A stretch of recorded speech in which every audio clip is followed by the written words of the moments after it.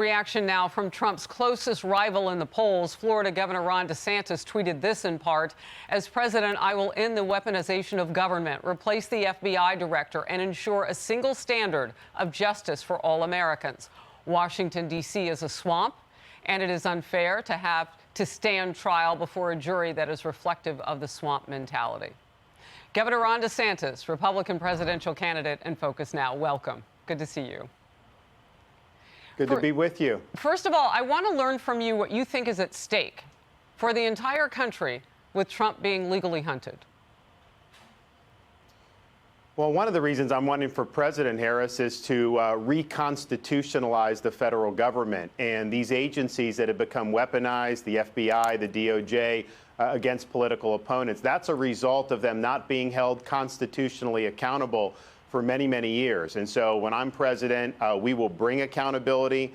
We will end weaponization. In that regards to new leadership at the FBI, DOJ, we're going to take power out of D.C. We're going to return it to the American people. But one of the things I mentioned in that statement I think is important to point out. The reality is a Republican, a D.C. jury would indict a ham sandwich and convict a ham sandwich if it was a Republican ham sandwich. I think Americans need to be able to remove cases out of D.C. I think the juries are stacked. I think that they're going to want to convict people that they disagree with.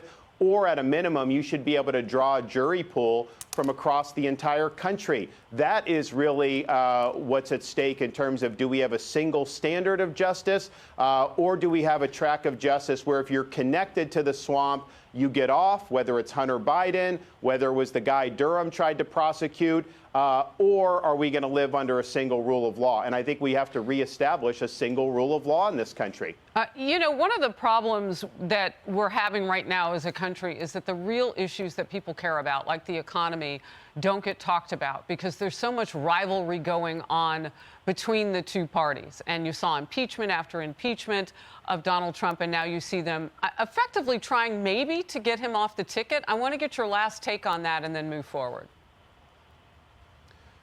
Well, I think you're right, Harris. I mean, we need to put all this stuff behind us by fixing the government, by reconstitutionalizing it, and not have all this unnecessary stuff swirling around, dividing our country all the time.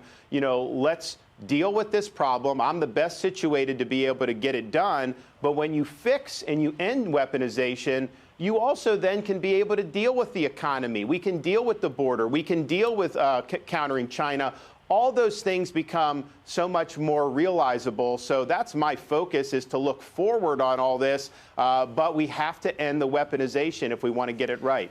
All right. One of the things that's being talked about with your campaign is that you led the GOP fundraising pack last quarter. You've also been outspending former President Trump while still lagging behind him in the polls. There are concerns, Governor, about your recent campaign reset. And, I did some reading on you, your former military. Naval supervisors said about you that you were critical to their missions when you were stationed in Guantanamo and Iraq, for example. Your job was legal leadership and devising mission strategy and prisoner interrogations. Campaigns are like civilian missions. Your campaign recently had what looked like mission failure. Why? No, it was, look, at the end of the day, you're looking at return on investment on everything. I set out the vision. If that vision is not realized, I make changes to be able to get us going forward. But I can tell you this, when you're on the ground in Iowa and New Hampshire, like we've been over the last 6 days, those voters want to see you. And when we're able to go meet with them, talk about our success in Florida, talk about me being the only military veteran in the race, talk about our vision for America, we get folks to join the team. And so this is a long process. You got to be on the ground. You got to be going to all these small towns in Iowa, New Hampshire. We're doing that, and we're having a lot of success with doing that, and we're going to continue to develop that. So we're on a good track. And yes, we did raise more than both Biden and Trump. We actually spent less than Trump in the second quarter, but the reality is we're continuing to have great success on all those fronts. So we're looking forward to continuing the momentum. Governor, I want to say this because your opponents, I mean, it's a primary, they're going to hit you with what they see. So I want to get your reaction to this. Trump PAC statement here. Team DeSantis has lit tens of millions of dollars on fire. In return, DeSantis has seen a collapse in polling. The people left suffer are a few dozen low and mid-level staffers. If Ron actually cared about spending the money wisely, he'd refund every dollar he has left and go back to governing Florida, which is what he was elected to do. Your quick reaction to that, and then we'll move forward.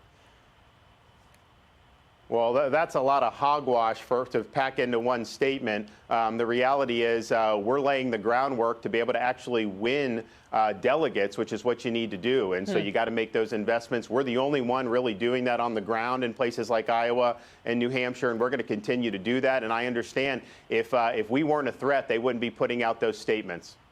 All right. And Ed Rollins, I don't know if you're familiar with him, Republican strategist, who at one point was leading the Ready for Ron PAC, says that a lot of the troubles he's blaming right here.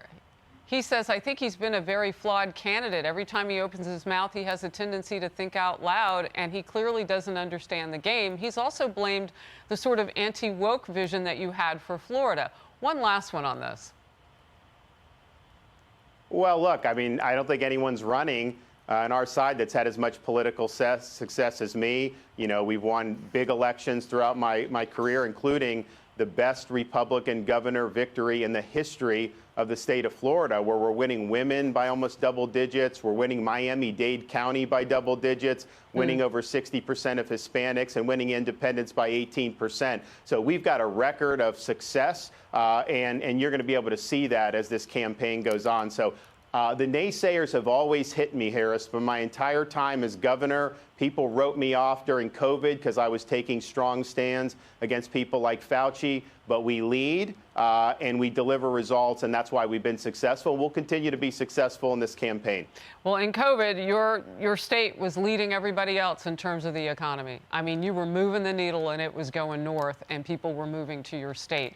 Rapid fire now. Your vision. Well, they still are, too. I mean, well, they still are. I mean, since I've been governor, we've actually paid down 25% of our state's debt. We run massive budget surpluses. CNBC ranks us #1 of all 50 states for the economy. U.S. News ranks us #1 for education amongst all 50 states. And our crime rate is at a 50-year low. And as you mentioned, since I've been governor, there's been more wealth move into the state of Florida than has ever moved into another state in the history of the United States over a similar period of time.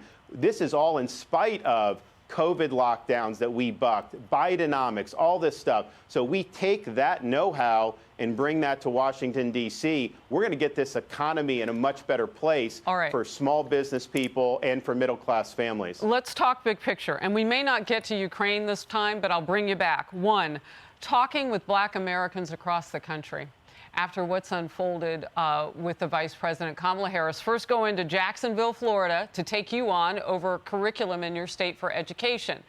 And then you invited her to come and, you know what, debate it, talk about it. Yesterday she said no and has spent weeks bashing the curriculum. Let's watch. They want to replace history with lies. They suggest that enslaved people benefited from slavery. There is no round table, no lecture, no invitation we will accept to debate an undeniable fact. Also, this Black Republicans taking issue. Senator Tim Scott says there is no silver lining in slavery. Florida Congressman Byron Donalds, the attempt to feature the personal benefits of slavery is wrong and needs to be adjusted. The controversy all centering on one sentence, and I'm going to put it up on the screen here. Out of 216 pages, one sentence. Instruction includes how slaves develop skills, which in some instances could be applied for their personal benefit. Can you see any room, because it's probably not going to be a debate with any of these people, they seem strong about that, see any room to have that discussion with other blacks across the country as you're on the ground? What's it been like? Well, first of all, those are criticisms in bad faith, Harris, because as you suggest, there's hundreds of pages of painstaking detail. This was done by Black history scholars, most of whom were Black themselves. They are not shilling for slavery. They are showing the injustice of slavery. But that particular passage wasn't saying that slavery was a benefit. It was saying there was resourcefulness and people acquired skills in spite of slavery, not because of it. And then they use those when they achieve their freedom. Incidentally, Harris, Kamala Harris endorsed an AP African American history course, which we in Florida rejected because they had Marxist studies, they had other left-wing things in it, that had the same exact provision.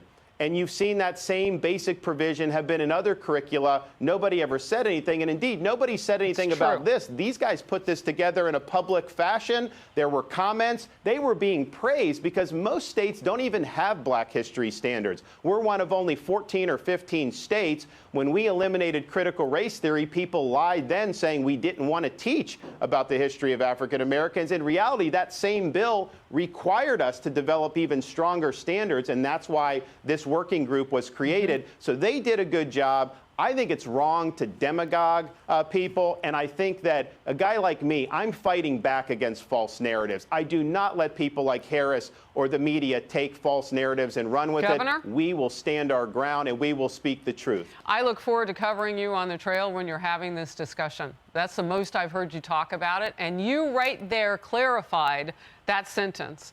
It's interesting. It's an important conversation to have, and I'm glad you had it here on Focus. Good to see you. Thank you. Thank you. Hey everyone, I'm Emily Campagno. Catch me and my co-hosts Harris Faulkner and Kaylee McEnany on Outnumbered every weekday at 12 p.m. Eastern, or set your DVR. Also, don't forget to subscribe to the Fox News YouTube page for daily highlights.